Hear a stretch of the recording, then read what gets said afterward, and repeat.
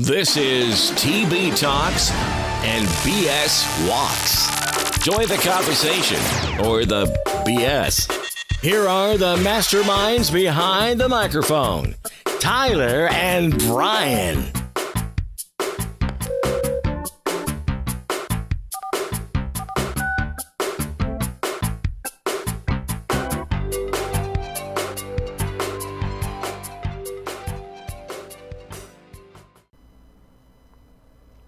All right, welcome to TB Talks, BS Walks. This is Brian. How y'all doing? Hope you're having a good week. And I'm joined today, of course, as always, by Tyler. And we've got some interesting topics to go over today. I find them interesting, at least.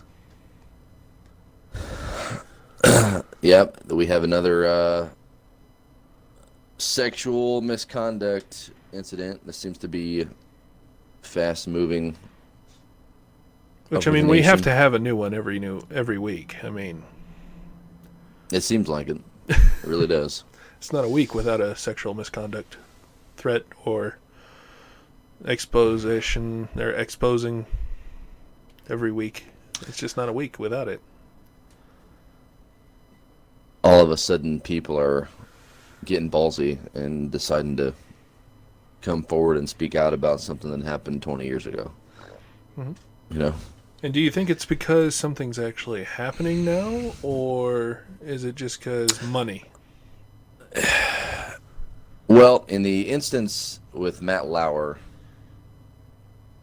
I believe that something happened because he was, it was not a secret that he was kind of a creep. There were several people that knew him, that worked with him, even just not worked directly, but just worked around him, and said that he kind of gave off those creep vibes. But yeah, that's who I'm talking about as Matt Lauer. As most of you know, he was a longtime host of the Today Show. Was there over 20 years, and was terminated last week following a allegation of sexual misconduct with a subordinate. Fast termination too. Yeah, they didn't waste any time. Actually, it was Hoda and I think Kathy. Hodor? Came on like Hoda, I think's her name. I always get it wrong. I think it's Hoda. Hoda and Kathy Lee, I believe.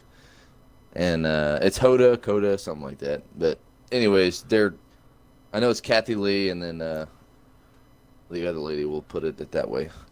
They came on the show the very next morning in tears and said that, they had gotten the word late the night before that he had been terminated. And so they had, just a few hours to prepare to open the show without him. And so, yeah, it was pretty quick.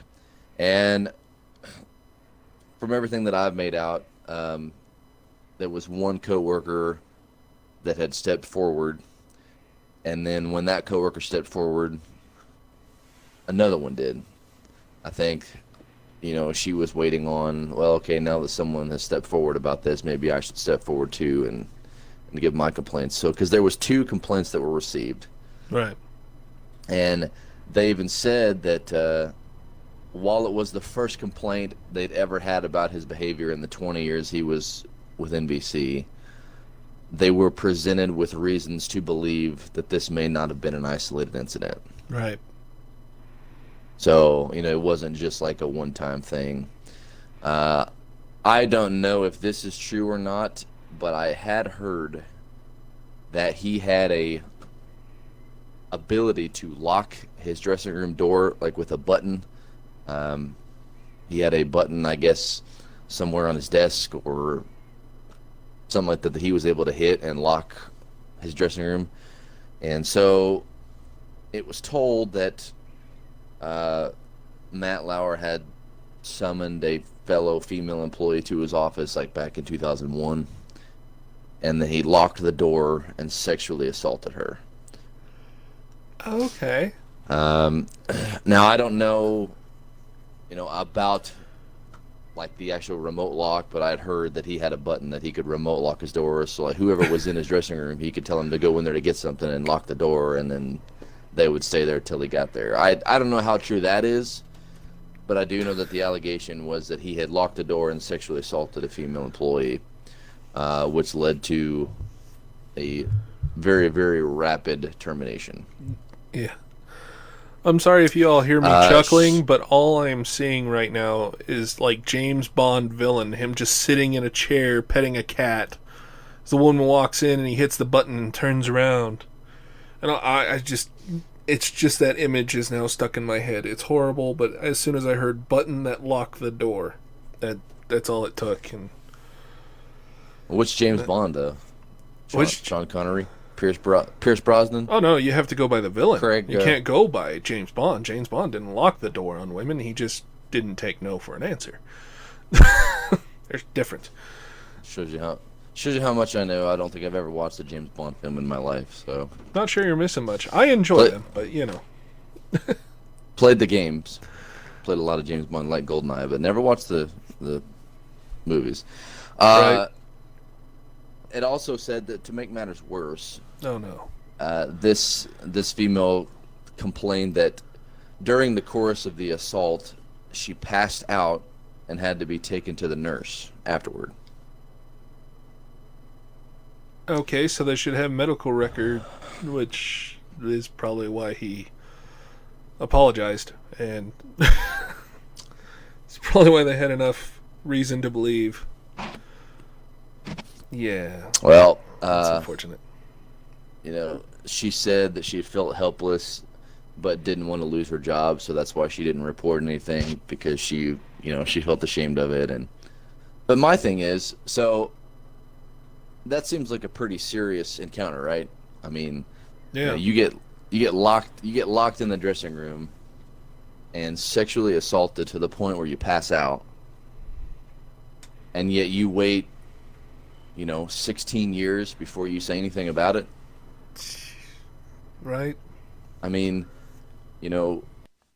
I don't understand the whole fear for my job kind of thing, so I'm going to brush this under the rug like it never happened. I guess if you're a female, it might be different, but my mind doesn't work like that. I mean, if something like, and let's turn the table a little bit, because I know that it's possible for a female to sexually assault a male. I mean, that has happened. Yeah. There are men that are submissive and, females that are dominant. And so I know that that's happened. But so let's say that happened to me. I wouldn't be, losing my job would be the last thing I was concerned about at that point. I think, isn't our personal well-being, far more important than our job. Right. So I mean, especially if it was something, that was catastrophic, and I mean, it's no different than a rape victim. I mean, if, somebody has been raped, I mean, that affects them for a lifetime. And right. They don't, they have trust issues, and, I mean, I've been in a relationship before with, girls that had previous sexual assault encounters, and, I mean, it takes forever for them to get past that. So I can't understand, I can't wrap my mind around that whole not going to say anything, especially for 16 years because they were in fear of losing their job. Like, that just doesn't make sense to me. Nonetheless, that's what went down, and I don't know the details on the other complaint, but that was the big one. Yeah. Well, there's a lot of Hollywood laws that they don't really cover.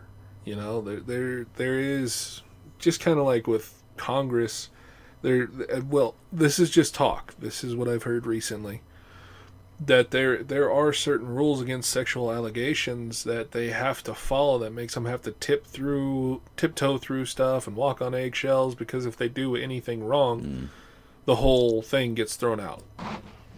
So if they violate the certain terms of doing a sexual, assault allegation against a senator or against an actress or an actor, if they violate any of these clauses or whatever you want to call them, it hinders them more than helps. And so I'll give them that little bit of leeway if that whole thing is true. But outside of that, yeah, I'm just like, yeah, I don't understand it. Like, most people, in an abusive relationship, in a domestic abuse situation, we've seen where a husband or a wife will stay in the relationship in the most physical, dire straits until one of them ends up dead. And we in the police academy that I went to, we have a domestic violence, portion. Right. On the, and we have class and stuff. And I think the class on domestic violence is, 2 weeks long. And domestic violence is the most complicated and yet sensitive subject ever, because there are two types of people in that situation.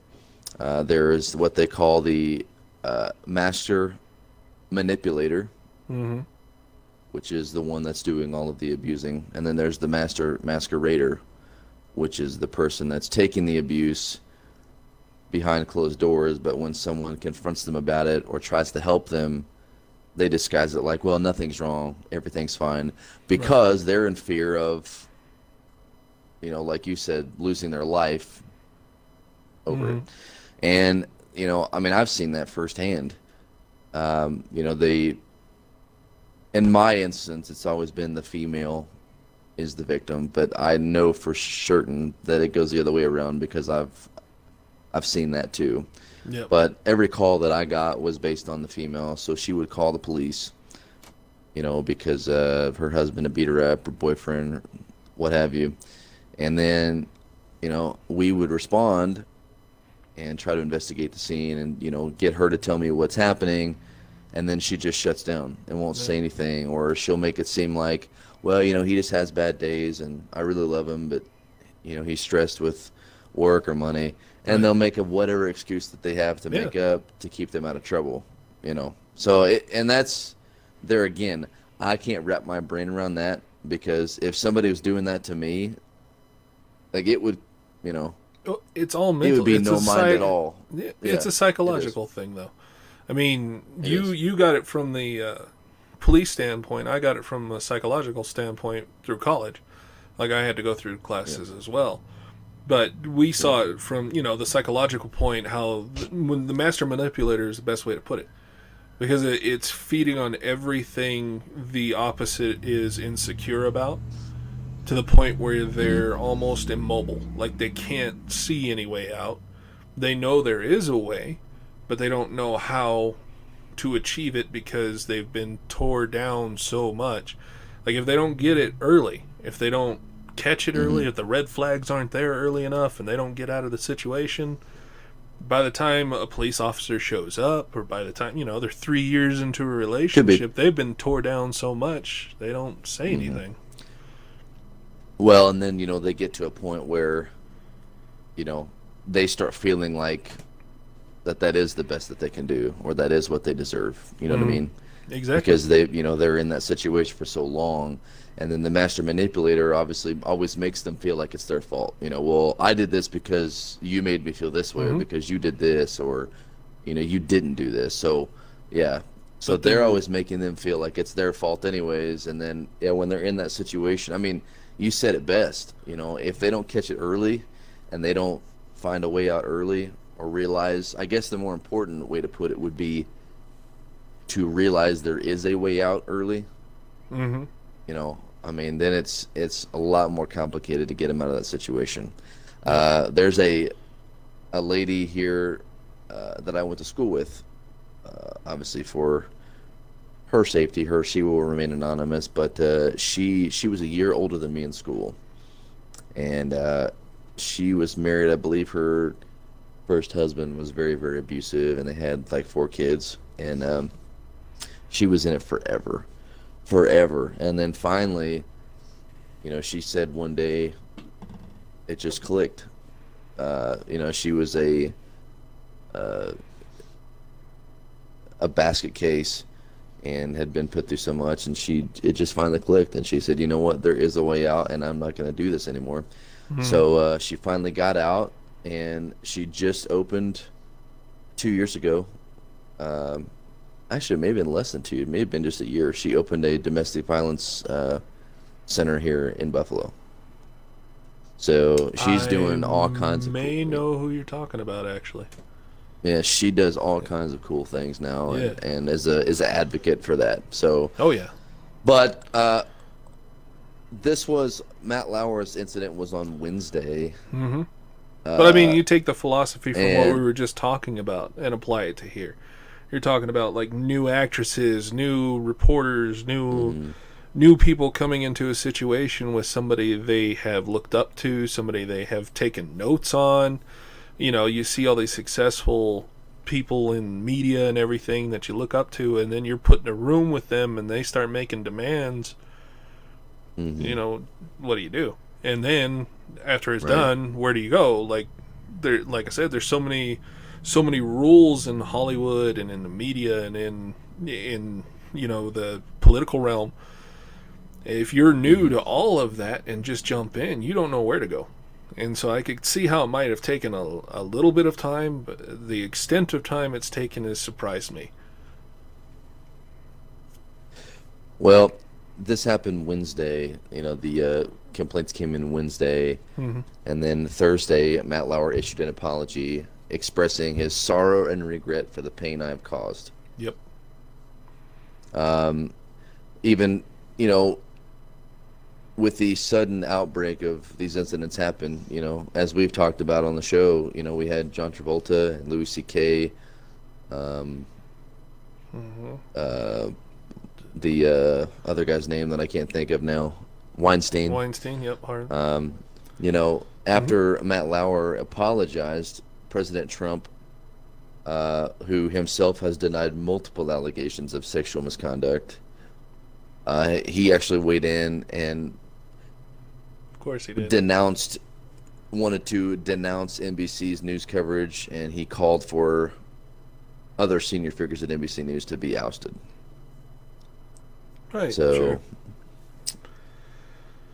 But, you know, like you said, someone who would issue an apology, you know, sounds to me like that was some guilt there. You know, as we talked about, Louis C.K. owned it.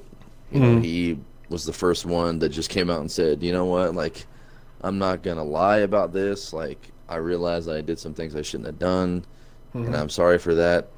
So, sounds like Matt Lauer did the same thing. Or is trying to, at least. The quote here is, some of what is being said about me is untrue or mischaracterized. But there is enough truth in these stories to make me feel embarrassed and ashamed. So, I mean, Well, he's and that's another leaving thing that I some kinda room wanted for to- interpretation. yeah, that's kind of something else I wanted to touch on, too, was that, you know, we've all done things in our life. You know, some of us more than others. But, I mean, because I was younger once, too. But there are people that still do it to this day as an adult. But my question is, why do you think that people feel the need to lie? When they do something, why is their first instinct to deny it or try to change the story around to where it doesn't make them look as bad as it, you know, as it should? Self-preservation. You're talking about these allegations come out on these people, and these allegations are no small thing. They're no thing to just kind of glaze over and, oh, well, that sucks. You sexually molested somebody. Shame on you. No, these are big allegations, and these are career enders. These are, you know, they ruin an entire reputation. Like, so I can see why they're so quick to try and lie and get rid of it, because it is a devastating allegation. I understand that. But I guess coming from somebody who told a lot of lies growing up, Mm-hmm. now that I'm older, I mean, I just don't. It doesn't do you any good, is what I'm saying. Yeah. And it's for somebody like Matt Lauer, obviously, without proving anything, after these initial allegations came through and these employees stepped up and banded together and came out and expressed their encounter with him, he was instantly terminated. I mean, no ifs, ands, or buts.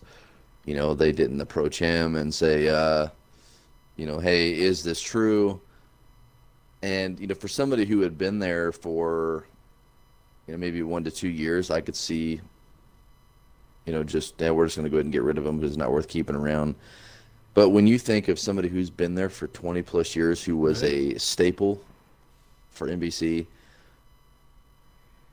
I would think, why, wouldn't you at least maybe suspend him without pay or something for a little bit and try to get his side of the story before that you instantly called for his termination? Yeah. He made quite a bit. I mean, if I'm not mistaken, he was I'm at not $4 million a year, so there has been Now, thought that it was money related.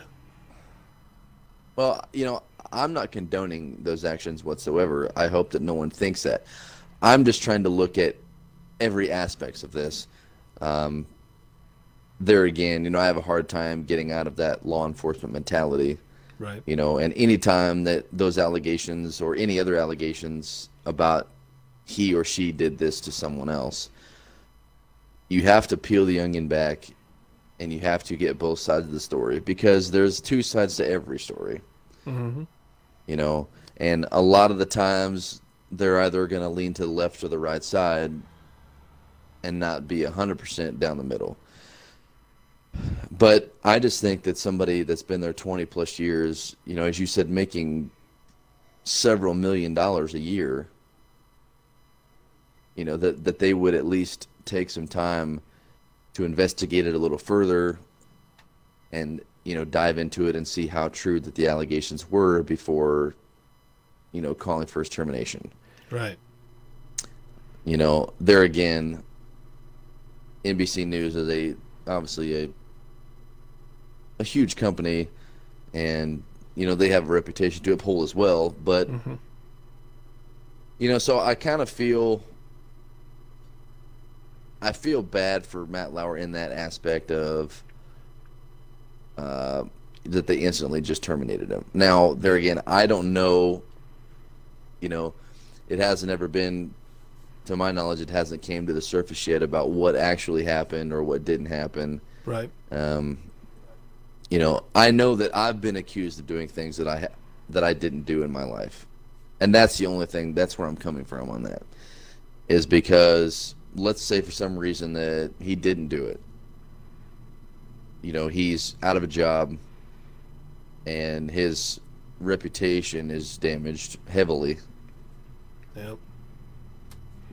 So I guess we'll find out in the days and weeks ahead about what actually went on. But at least the truths he says that are there. Right.